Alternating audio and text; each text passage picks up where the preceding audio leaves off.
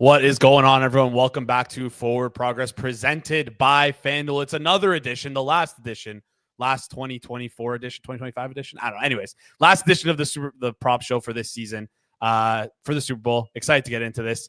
Hey, man, by my side, I'm Jason Cooper here. And now listen, I know a lot of your brains are eroded from the Twitter spaces that's been going on recently, but let's bring it back here. We're a part of gambling Twitter. We're a part of the betting community. Let's talk some actual bets, and that's what we're going to get into today. We're going to talk some prop bets. And now listen, this show doesn't happen without you guys. I want you to do your best to drop some questions in the comment section down below, because we'll be getting around to all of those as we progress throughout the show. Again, Q&A, that's the main style of this show. So if you have any questions you want to get around to, we'll talk about those. And quickly, before we get into the show today, just want to remind everyone, on Wednesday, people are asking prop extravaganza, what time, where? Right here on this channel. Subscribe if you don't know what it is. 5 straight hours of props. 30 different guests are coming on, sharing their Super Bowl bets. If you're interested in that stuff and want to watch some lines move in real time and try and get down on some good action, be sure to tune in here live at noon Eastern time, all the way until 5 p.m. And then last thing to get around to, Sunday morning, our last pizza buffet of the season. I'm going to give us a couple seconds to funnel in here. But before we get into the actual show, Super Bowl 59 is your chance to hit the jackpot. And our sponsors over at Fanduel, America's #1 sportsbook. Because with Fanduel's $5 million touchdown jackpot, you can win a share of $5 million in bonus bets. All you have to do is place an anytime touchdown score bet before the game kicks off. And if that player you bet on scores the first or last touchdown, you'll win your bet plus a share of bonus bets. All you got to do is predict first, predict last. I'm going to probably be looking at a guy like Samaje Perine for both of those, because I feel like we got a chance on this. Hitman and I are going to talk about it a little bit later in the show. Just visit fanduel.com/forward progress to get in on the action. Make every moment more with Fanduel, the official sportsbook partner of the NFL. Must be 21 plus and present in select states. For Kansas, in affiliation with Kansas Star Casino, or 18 plus and present in DC. Opt-in required. Each $2.5 million prize pool to be split equally among all eligible participants who made the correct picks. Bonus issued as non-withdrawable bonus bets, which expire 21 days after receipt. Restrictions apply. See terms at sportsbook.fanduel.com.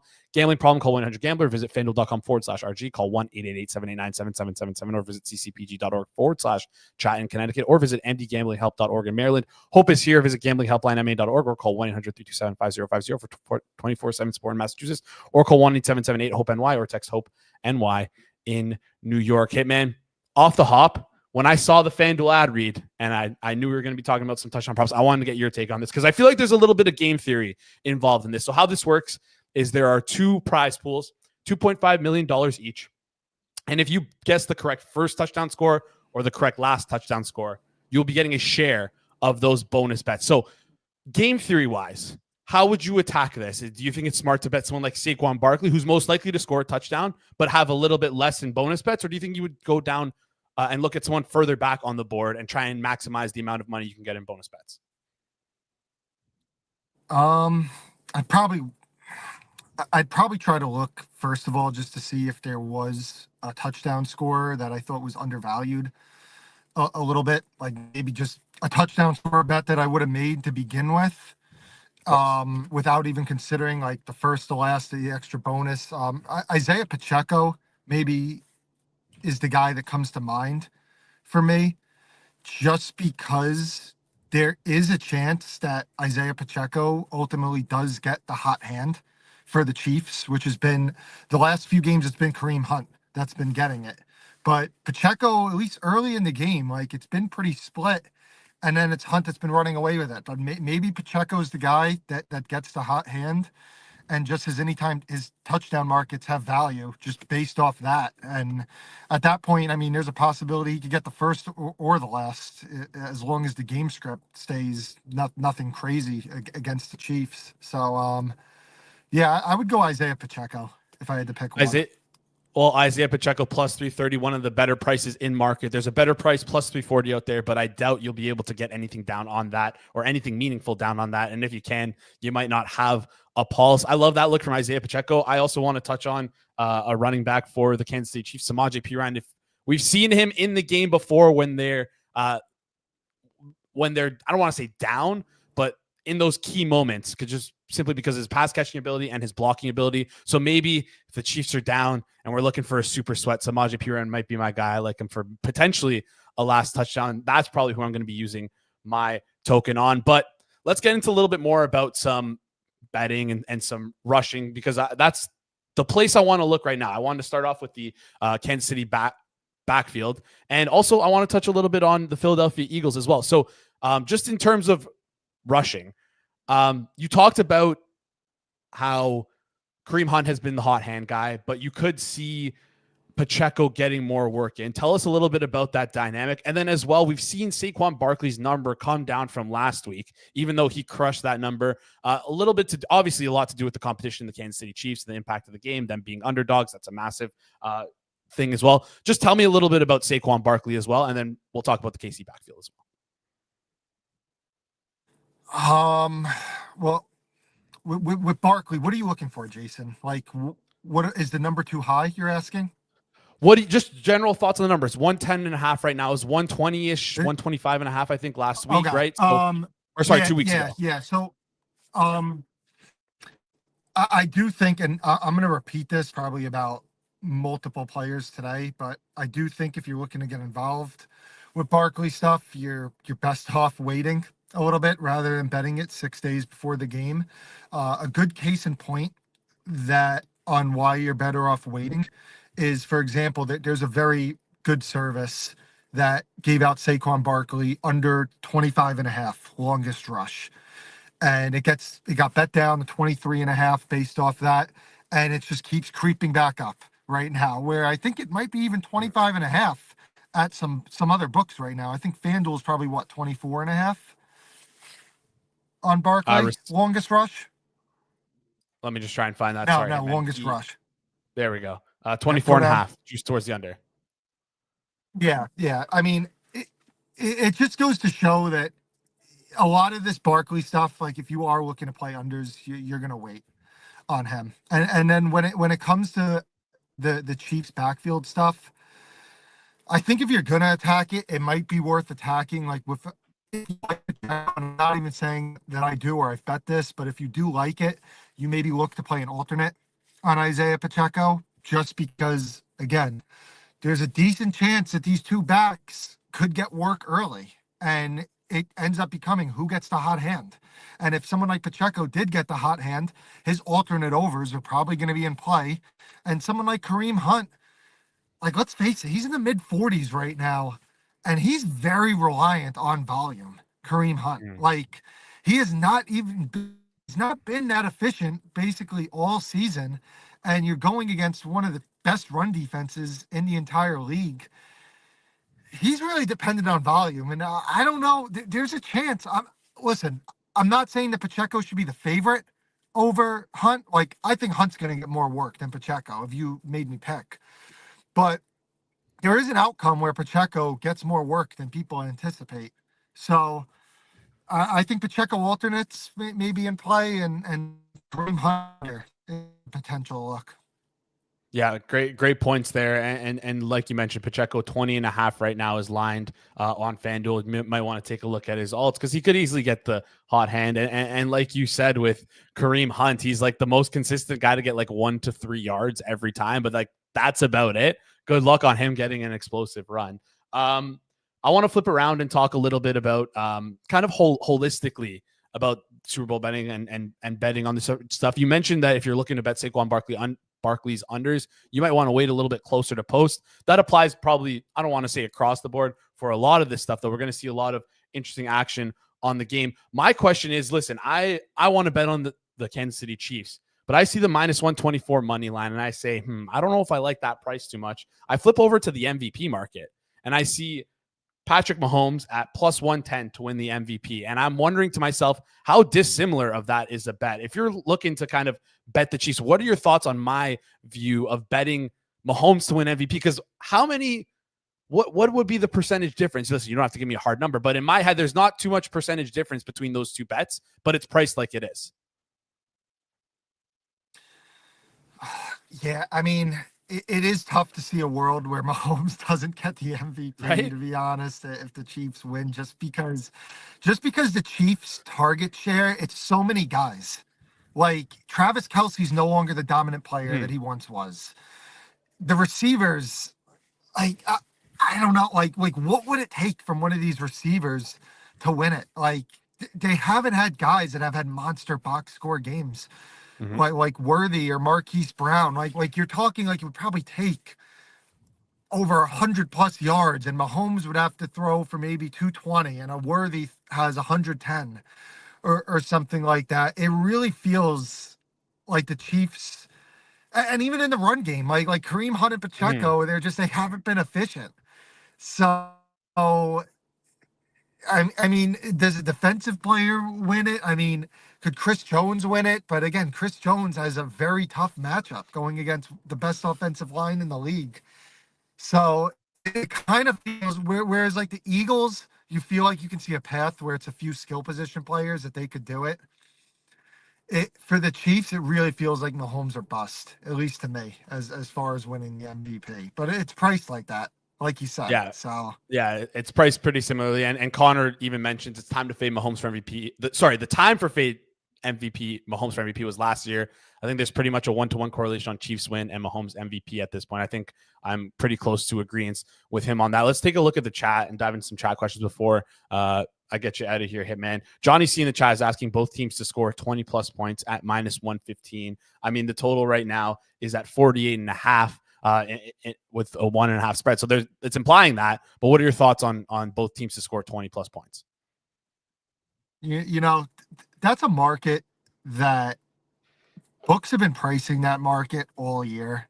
It's not like it's a new market that's hard for these books to price. I mean, Fanduel has been pricing that market all year, and I would assume that they just have a chart on 49 total game, and this is these are the projected team totals between the two teams. This is what it should come out to. So I don't think you're, unless you just have value in the total to begin with on the over.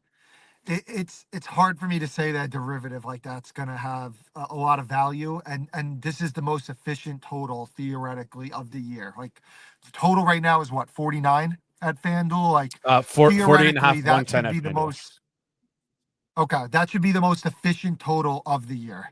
Mm-hmm. So that 20, both teams 20 plus, which they've been pricing all year, it's probably the most efficient line that you're going to get on that derivative. So I don't think it's going to have value. Little tougher to bet that one. Johnny C also mentioning Hollywood Brown over 39.5 receiving yards at -110. I know you've liked and talked about Marquise Brown quite a bit this Yeah, past week. Tell us a little bit about it. I bet him over around a similar number last week. He did get a lot of the playing time that I expected, and DeAndre Hopkins was kind of phased out. It Mm-hmm. just came up a little bit short. I kind of lean over, but it probably ends up being a pass for me. Yeah, he also had 20 yards on the first drive, which was crazy, and he is really, really tough sweat down the stretch there. A couple of funny questions in the chat we'll get around to later. Let's look at some more serious ones. Is Hitman interested in all at Kelsey alt receptions towards his overs? I feel like you're going to lean no on this one. I'm probably interested in unders on Kelsey closer to post. I haven't bet anything Kelsey related so far, but this is where it's really important to have a lot of outs Mm, also, because there's so many books that aren't used to putting up props, especially like, I don't know, if you ever are in Vegas or you know someone in Vegas, like that's just an example. There's a lot of casinos there that tend to not put up props during the regular season, and they have a very square customer base.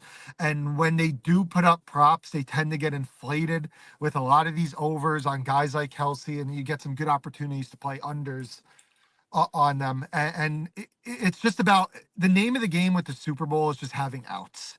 If you have mm-hmm. outs, you're going to find a lot of those inflated prices. I mean, do you end up finding those inflated prices at FanDuel? I don't know. Like FanDuel tends to have a more efficient line. I'm not sure. I'm saying, but they take Yeah. a bet, and so all the credit to FanDuel. They take a bet on props and everything. But a lot of times they're going to have a more efficient line, and they may not be as biased towards the overs as some of these other places. So if I had to look towards anything with Kelsey, I probably end up on an under closer to post at a square shop. To be honest with you, I'm probably not looking to play alt overs. But if you are, I'd say bet it now and probably bet it at Fanduel because he'll probably have the best price. All right. And for, if you're talking unders right now, best price is, you know what? FanDuel is not on the best price right now, but I'm sure it will be minus 168 right now, under 6.5 receptions for Travis Kelce as we're recording this video. Speaking of Kansas City tight ends, D. Lee, 23. Noah Gray over 1.5 catches closed at minus 140 or higher last week. Is plus money too big of an adjustment even after his no involvement? I bet Noah Gray under. I bet him under 12.5 receiving yards. I bet him under 1.5 catches. I went to minus 125 on that. I think the price, I don't have the screen in front of me right now, but I think the prices are gone on that. But yeah, I don't know. I mean, there's a chance that they run more 12 personnel because the Eagles are a little bit weaker at linebacker compared to corner. So it wasn't like a bomb play of mine after very little involvement last week because I could see a world where they do get back into the 12 personnel. But 3 of the 4 games with Hollywood Brown back, they've been more 11 personnel. I like the gray unders, but it wasn't a huge play of mine. Yeah, I like that as well. Right now on FanDuel, 13.5 minus 110 on his receiving yards, and looking at his receptions minus 128. Yeah, it's best price in market by far. Yeah, a lot of 11.5s out there. Yeah, 13.5 minus 110. I am a little worried because there's another very sharp book that I got market resistance on Noah Gray. And I believe he's at 13.5 there the last time I checked earlier this morning. And FanDuel is at 13.5. So obviously, like, I'm getting some market resistance on Noah Gray. There's somebody else sharp out there that likes his overs. And I'm sure it's part of their handicap might just be that it's easier to attack the Eagles in the middle of the field and attack their linebackers. So again, it's not a big play of mine, but I like Noah Gray under 13.5. Yeah, and I do want to note as well, FanDuel taking higher limits, almost 4 times the amount than Pinnacle. Exactly. Than the other sports book. The sharper books are higher on Noah Gray. Yeah. Yeah. So, anyways, the sharper books are higher. So, yeah. All right. Let's get these questions in. I'm gonna give you one more question. I'm gonna give some people time to get their last minute questions in. Before I get to the question though, Johnny C. Final question. Both teams weak over the middle. Goddard, Gray, or Kelce. Who do you like between the 3? Shit, man. I'll be honest. I kind of might end up fading all 3. I think Kelce's. I think that Kelce's going to be inflated. I spoke about Noah Gray, and Dallas Goedert was a popular over by a lot of people early in the week. I think he was at 46.5. But I mean, I just think that you've missed the boat on Goddard if you're looking to play over right now. Like I understand that it's a great matchup. I understand that Kansas City is weak against tight ends and targets tend to funnel to the tight ends against Kansas City. But there's a point where even when the matchup's telling you one thing, there's a point where just the price is too high. And I think we might end up getting to that point with Dallas Goedert. Again, I'm going to wait on him. But I might end up having some Goddard unders. So I'm sorry, but all 3, I'm probably going to have some type of unders at some point this week. That hopefully gets Johnny in the direction that he feels like he wants to be pushed towards again on you guys to make that click. I have one. I just think of anything Goddard. I think anything Goddard, you've missed the boat.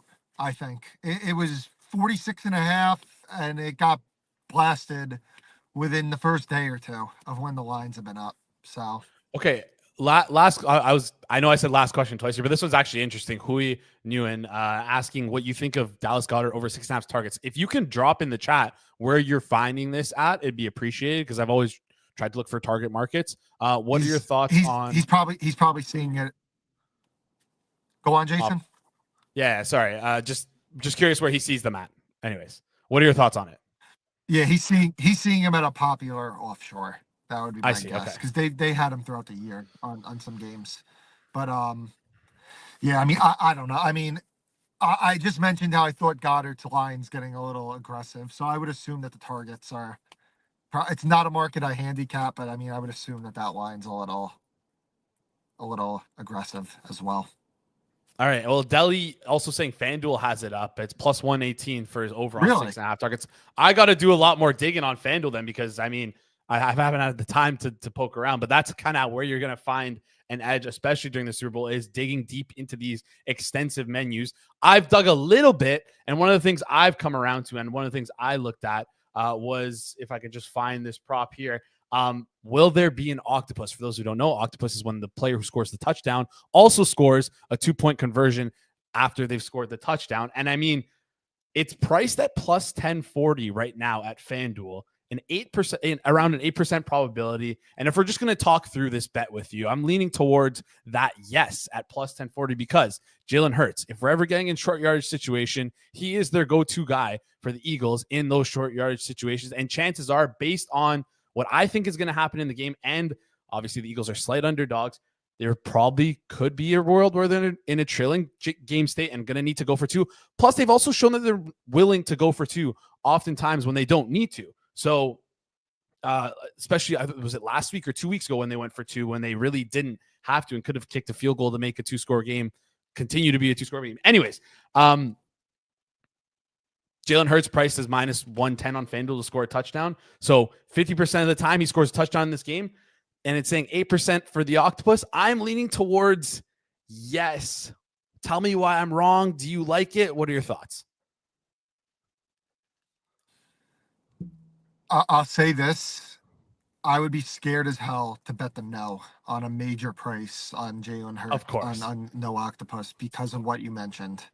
So, again, like you said, it's a team that is analytically driven, so they're more likely they'll go for two in certain situations. And Hurts is just, again, it's minus 110 to score a touchdown. And could they run the tush push from the 2-yard line? Probably not. But you get any type of penalty on a 2-point conversion or something that brings the ball half the distance to the goal, like, you're just fucked. You are absolutely fucked at that point. So yeah, I wouldn't bet a no. I wouldn't bet a big no price. I'll put it like that. yeah. All right, that's a nice way of saying you're not going to bet that. But the no right now is priced at minus 2,500. So if you want to be on the other side of that and pay that price, I have no interest in the no. Yeah, I have no interest in the no. Mike Durso also saying if anyone sees player-specific octopuses, he would like to take a shot at Hurts. Same here. I just couldn't find player-specific octopuses. That wraps it up for us here today, guys. Thank you so much for dropping your comments. We appreciate it. You guys are just as much a part of the show as we are. Quickly, before we sign off, reminder, Wednesday at noon Eastern, Wednesday at noon Eastern, our 5-hour prop extravaganza. We'll be live 5 hours straight, 30 different gets, 30 different bets. We're going to have a blast doing it. Hitman will be on. I believe he's opening the show. Make sure you're on for that, because I almost guarantee you the market will move when he gives out his pick. So make sure you do that. We're going to see a ton of market movement live. Be in there for that stream. Again, take work off, call in sick, do whatever you need to do. Start planting the seeds now. My stomach hurts. I feel like I'm going to throw up. Take work off on Wednesday, because you're not gonna want to miss this show.